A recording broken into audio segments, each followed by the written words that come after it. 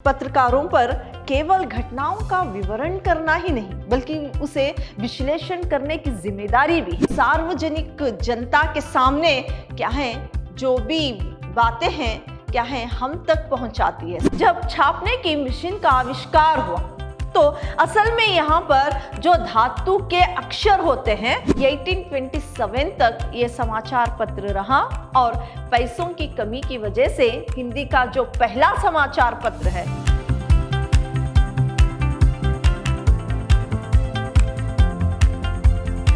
प्रणाम, मैं Rihanna S, अति उत्तम विद्याश्रम की हिंदी प्रवक्ता।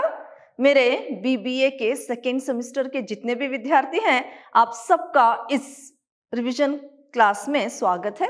आज मैं आपको पत्रकारिता का अर्थ, उसके प्रकार और उसके इतिहास के बारे में जानकारी दूंगी। पत्रकारिता जो है वो शब्द अंग्रेजी के जर्नलिज्म का हिंदी रूपांतरण है। तो शब्द की दृष्टि से जर्नलिज्म शब्द जनरल से निर्मित है और इसका अर्थ है दैनिक, यानी रोजाना रोजाना जो भी घटना घटती है उसका जो समाचार हम तक पहुंचता है वही पत्रकारिता है। आज के युग में पत्रकारिता के अनेक माध्यम हो गए जैसे Doordarshan, radio, social media, web आदि। पत्रकारिता की परिभाषा कुछ पाश्चात्य चिंतकारों और भारतीय चिंतकारों ने दी है। जैसे कि यहाँ पर देखिए सीजी मूलार ने कहा है, जनसंचार माध्यम दुनिया का नक्शा बदल सकता है। जो जनसंचार का माध्यम है, जो दैनिक विवरण, हर दिन का जो भी समाचार है वो क्या है सभी सार्वजनिक को जब मिलती है उस वक्त जो है कि जनसंचार का जो माध्यम है वो दुनिया को बदल कर रख सकता है, इसके नक्शे को ही बदलता है। इस तरह सीजी मूलार ने कहा। तो यहाँ पर देखिए जेम्स मैकडॉनल्ड कहते हैं कि पत्रकारिता को मैं रणभूमि से भी एक बड़ी चीज समझता हूं और यह कोई पेशा नहीं है और वरन पेशे से ऊंची कोई चीज है। यह एक जीवन है जिसे अपने आप को यानी स्वेच्छा पूर्वक समर्पित किया है। यहाँ पर देखिए जेम्स मैकडॉनल्ड कहते हैं कि मैं पत्रकारिता को रणभूमि से भी एक बड़ी चीज समझता हूं। ये एक पेशा नहीं है, यानी एक व्यवसाय नहीं है, बल्कि व्यवसाय से भी एक बड़ी चीज है और ये एक जीवन है। पत्रकारिता एक जीवन है और वह आगे कहते हैं जिसे अपने आप को स्वेच्छा पूर्वक जो है यहाँ पर इस कार्य को करने के लिए समर्पित किया जाता है। इस तरह से जेम्स मैकडॉनल्ड कहते हैं। अभी कुछ भारतीय चिंतन, यहाँ पर देखिए डॉक्टर शंकर दयाल जी कहते हैं कि पत्रकारिता एक पेशा नहीं है, हाँ ये एक क्या है व्यवसाय नहीं है, बल्कि यह तो जनता की सेवा का माध्यम है। ये कहते हैं कि ये एक जनता की सेवा करने का एक माध्यम जो है ये है। फिर वो कहते हैं कि पत्रकारों को केवल घटनाओं का विवरण ही नहीं करता, आम जनता के सामने उसका विश्लेषण भी करता है। यानी पत्रकारों पर लोकतांत्रिक परंपराओं की रक्षा करने और शांति एवं भाईचारा बनाए रखने की भी जिम्मेदारी आती है। ये कहते हैं कि देखिए शंकर दयाल जी कहते हैं, डॉक्टर शंकर दयाल जी कहते हैं कि पत्रकारिता एक पेशा नहीं है, यानी व्यवसाय नहीं है ये जो है, बल्कि ये तो जनता की सेवा का एक माध्यम है।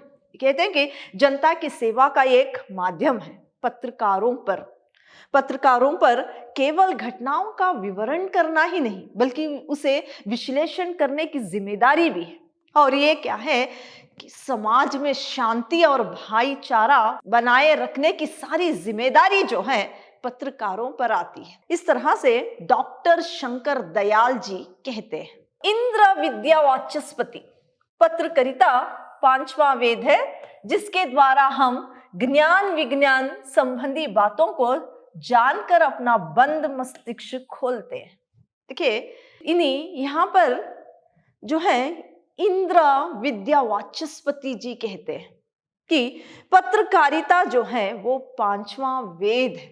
इस वेद के द्वारा हम क्या है ज्ञान और विज्ञान की सारी बातें जानकर जो अज्ञान में हम रहते हैं ज्ञान में आते हैं और अपना बंद मस्तिष्क जो है वो खोलते हैं। इस तरह से ये परिभाषा अपनी देते हैं।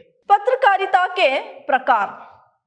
संसार में पत्रकारिता का इतिहास बहुत पुराना नहीं है, बल्कि 21वीं शताब्दी में यह एक ऐसा सशक्त विषय के रूप में उभरा है जिसकी कल्पना नहीं की जा सकती। देखिए संसार में जो है पत्रकारिता का जो इतिहास है वो पुराना नहीं है, बल्कि 21वीं शताब्दी से इसका आगाज हुआ और ये एक ऐसा सशक्त है कि सशक्त बनकर उभरा है जिसकी कल्पना भी नहीं की जा सकती।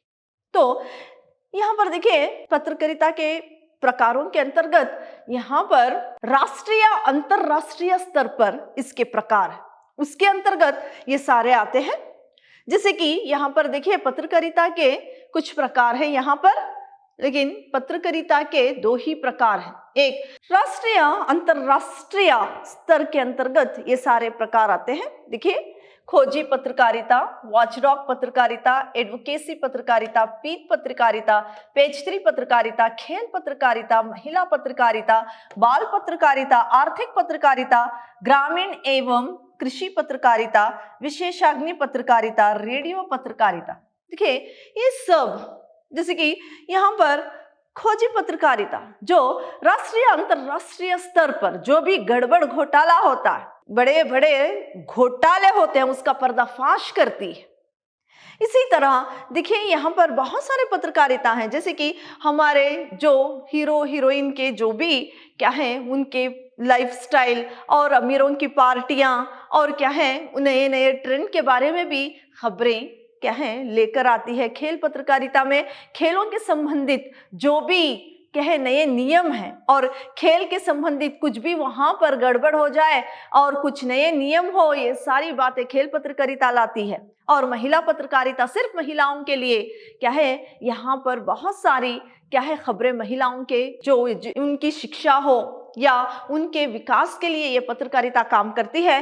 फिर बाल पत्रकारिता सिर्फ बच्चों के लिए काम करती है, नहीं बच्चों का जो आए दिन अभी क्या है बच्चों के लिए मॉरल स्टोरीज दूरदर्शन में भी और रेडियो में भी हमें क्या है कहानियां सुनने को मिलती है। ये सब क्या है बच्चों के चरित्र को बनाने का काम करती है। इसी तरह आर्थिक पत्रकारिता जो भी है बिजनेस के बारे में, ये पत्रकारिता क्या है हमारे तक समाचार जो शेयर्स हैं भाव क्या है उसका, ये सारी बातें जो है ये आर्थिक पत्रकारिता हमारे सम्मुख लाती है। और ग्रामीण पत्रकारिता जो गाँव की यानी 70 प्रतिशत आबादी गाँव में ही बसती है और वहां पर उनके विकास के लिए कृषि के लिए उनके विकास के लिए जो भी कार्य करती है वो है ग्रामीण पत्रकारिता। फिर इसी तरह रेडियो पत्रकारिता जो कि रेडियो आज भी उसका स्थान नहीं खोया। हाँ आज भी रेडियो को सुना जाता है, इसमें हर एक के लिए अलग अलग क्या है कार्यक्रम रहते हैं, सभी के लिए अलग अलग समय पर, और ये पत्रकारिता भी काम करती है। इसी तरह व्याख्यात्मक पत्रकारिता, विकास पत्रकारिता, संसदीय पत्रकारिता, टेलीविजन पत्रकारिता, विधि पत्रकारिता, विज्ञान पत्रकारिता, फोटो पत्रकारिता, शैक्षिक पत्रकारिता और सांस्कृतिक साहित्यिक पत्रकारिता, फिर अपराध पत्रकारिता, राजनीतिक पत्रकारिता। यहाँ पर देखिए ये भी पत्रकारिता विकास के लिए, देश के विकास के लिए कार्य करती है। तो कहीं क्या है यहाँ पर देखिए, और यहाँ पर टेलीविजन पत्रकारिता, टेलीविजन से हम क्या है जो विषय है उसको घर बैठे ही सारी दुनिया का भ्रमण कर सकते हैं और सारी दुनिया के बारे में जानकारी भी हमें इससे प्राप्त होती है। इसी तरह विज्ञान में जो भी क्या है विकास हो रहा है और ये सारी बातें विज्ञान पत्रकारिता से मिलती है। और फोटो पत्रकारिता तो एक ऐसा बन गया है कि यहाँ पर फोटो से ही सभी क्या है बातें हमें यानी जो व्याख्या करके लिखने से भी फोटो का असर बहुत ज्यादा पड़ता है। पत्रकारिता के क्षेत्र में महत्व अपना जमाए रखी, इसका महत्व बड़ा है। इसी तरह हर एक पत्रकारिता हर एक क्षेत्र में काम करके सार्वजनिक जनता के सामने क्या है जो भी बातें हैं क्या है हम तक पहुंचाती है, यानी जनता के सामने सारी खबरें पहुंचाती है। ये रहा पत्रकारिता के प्रकार। अभी हम जानेंगे कि पत्रकारिता का इतिहास। विश्व में पत्रकारिता जो है वो 131 ईस्वी में 131 ईस्वी में ही क्या है यानी 131 में रोम में जो है ये रोम में हुआ था। उस साल पहला दैनिक जो समाचार था वो समाचार पत्र निकला था, उसका नाम था आक्टा डुरना, जो 131 ईस्वी में पत्रकारिता क्या है रोम में निकला था। और जो है ये दैनिक समाचार पत्र उस साल ही पहला दैनिक समाचार पत्र निकला था जिसका नाम था एक्टा डुरना, दिन की घटनाएं। एक्टा डुरना का अर्थ है दिन की घटनाएं। फिर वास्तव में ये पत्थर की या धातु की पट्टियों में होता था जिस पर समाचार अंकित होते थे। फिर वो क्या है जहां जन का समूह हो, जहां की प्रमुख स्थानों पर यानी कुछ ऐसे प्रमुख स्थानों पर रखा जाता जहां पर जन का समूह हो, जैसे कि बाजार।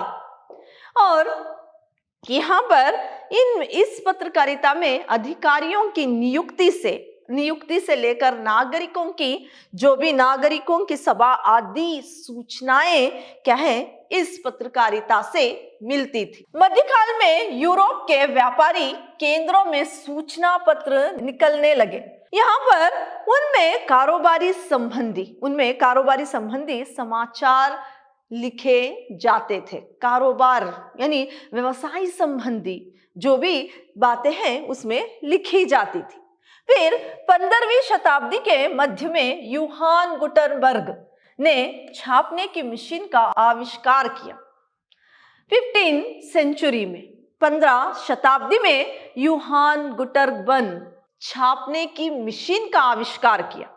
इसके बाद असल में उन्होंने धातु के अक्षरों का आविष्कार किया। इसके फलस्वरूप किताबों का ही नहीं अखबारों का भी प्रकाशन संभव हो गया। देखिए जब छापने की मशीन का आविष्कार हुआ तो असल में यहाँ पर जो धातु के अक्षर होते हैं उसका आविष्कार हुआ था, धातु के अक्षरों का आविष्कार हुआ था। तो इससे क्या है किताबें ही नहीं बल्कि समाचार जो बार का भी प्रकाशन संभव हो सका। तो 16वीं शताब्दी के अंत में यूरोप के शहर स्टार्सबुर्ग योहान कार्लोस नामक कारोबारी धनवान ग्राहकों को सूचना पत्र लिखवाता।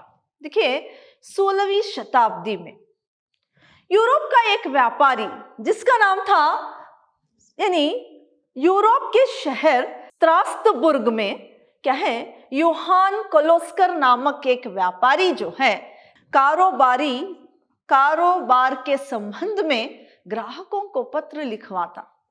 तो यहाँ पर हाथ से बहुत सी पत्रिकाओं की नकल करने का काम महंगा था और धीमा भी, इसीलिए उसने छापने की मशीन खरीदकर 1605 में समाचार पत्र छापने लगा। समाचार पत्र का नाम था रिलेशन था। यह विश्व का मुद्रित समाचार पत्र माना जाता था। देखिए जो योहान कोलोस्कर नामक एक कारोबारी क्या है ग्राहकों को पत्र लिखवाता और ये हाथ से लिखवाता तो ये कार्य बहुत धीमा भी था और बहुत महंगा भी। तो इसीलिए उसने छापने की मशीन को जो है खरीद कर 5 में समाचार पत्र छापने लगा।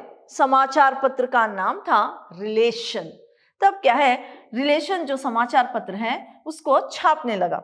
ये विश्व का मुद्रित समाचार पत्र है, विश्व का पहला मुद्रित समाचार पत्र है। भारत में पत्रकारिता का आरंभ, भारत में छापने की पहली मिशन 1674 में पहुंचाई गई थी, पर भारत का पहला अखबार इसके 100 साल बाद 1776 में प्रकाशित हुआ। इसका प्रकाशक ईस्ट इंडिया कंपनी का भूतपूर्व अधिकारी विलियम वाल्टस था। वह अंग्रेजी भाषा में कंपनी व सरकार के समाचार फैलाता था। देखिए, भारत में पत्रकारिता का आरंभ जो है वो क्या है, पत्रकारिता का आरंभ जो है ईस्ट इंडिया कंपनी वालों ने किया था। तो यहां पर देखिए, भारत में छापने की पहली जो मिशन है वो 1674 में यानी 1674 में आई थी, लेकिन ये आई थी यानी 1674 में आई थी, पर भारत का पहला अखबार इसके 100 साल बाद छापने लगा। यानी 100 साल बाद क्या है, यानी 1776 में प्रकाशित हुआ, 1776 में क्या है प्रकाशित हुआ। इसका प्रकाशक जो है ईस्ट इंडिया कंपनी का यानी ईस्ट इंडिया कंपनी का भूतपूर्व अधिकारी विलियम वाल्टस ने किया। इसमें क्या है, कंपनी व सरकार के समाचार फैला, यानी कंपनी और सरकार की जो भी समाचार हैं वो फैलते थे। ये जो समाचार था वो इंग्लिश भाषा में था। सन 1780 में स्वतंत्र रूप से विचारों का व्यक्त किए गए। वह सबसे पहला अखबार जेम्स ऑगस्टस हिकी का अखबार बंगाल गेजेट था। इस समाचार में अधिकारियों की व्यक्तिगत जीवन पर लेख छपते थे। देखिए, फिर क्या है, 1780 में 1780 में क्या है, स्वतंत्र रूप से विचार छपने लगे और ये सबसे पहला अखबार जेम्स ऑगस्टस हिकी ने, जेम्स ऑगस्टस हिकी का अखबार बंगाल गेजेट था। इसमें क्या है, इस समाचार पत्र में अधिकारियों के जीवन, व्यक्तिगत जीवन जो है वो यानी छापे जाते थे, यानी अधिकारियों की व्यक्तिगत जीवन के बारे में छापा जाता था। फिर जब हिकी ने अखबार में गवर्नर की पत्नी का आक्षेप किया तो उसे 4 महीनों के लिए जेल भेजा गया और 500 रुपए जुर्माना लगा दिया गया। यानी जेम्स ऑगस्टस हिकी जब क्या है गवर्नर की पत्नी पर आक्षेपण किया तो इसको 4 महीनों के लिए जेल भेजा गया और 500 रुपए जुर्माना लगा दिया गया। जब हिकी ने गवर्नर की पत्नी का आक्षेप किया अखबार में तो इसे 4 महीनों के लिए जेल भेजा गया और 500 रुपए जुर्माना लगा दिया गया। जब हिकी ने गवर्नर और न्यायाधीश की आलोचना की, गवर्नर और न्यायाधीश के बारे में आलोचना करके अखबार में जब छापा, फिर उसे 5000 जुर्माना और 1 साल जेल भेजा गया। तो इस तरह जो बंगाल गेजेट अखबार है वो बंद हो गया। फिर 1790 के बाद भारत में अंग्रेजी भाषा की कुछ और अखबार स्थापित हुए, पर थोड़े थोड़े दिनों तक ही जीवित रह सके। फिर क्या है 1790 में 1700 फिर अंग्रेजी पत्र यानी कुछ पत्र आए, लेकिन थोड़े थोड़े दिनों के बाद वो अखबार बंद हो गए। सन 1819 में भारतीय भाषा में पहला समाचार पत्र यानी प्रकाशित हुआ था। वह बंगाली भाषा का पत्र संवाद कौमुदी था। उसके प्रकाशक राजा राम मोहन राय थे। देखिए, सन 1819 में 1890 में भारत की भाषा में पहला समाचार निकला, वो बंगाली भाषा में था। और जिसका उस अखबार का नाम था कौमुदी। उस अखबार का नाम था कौमुदी। इसका अर्थ है बुद्धि का चांद, बुद्धि का चांद था। इसके जो प्रकाशक है वो थे राजा राम मोहन राय। फिर सन 1822 में गुजराती भाषा का साप्ताहिक मुंबई समाचार प्रकाशित होने लगा, जो 10 दिन बाद दैनिक हो गया था।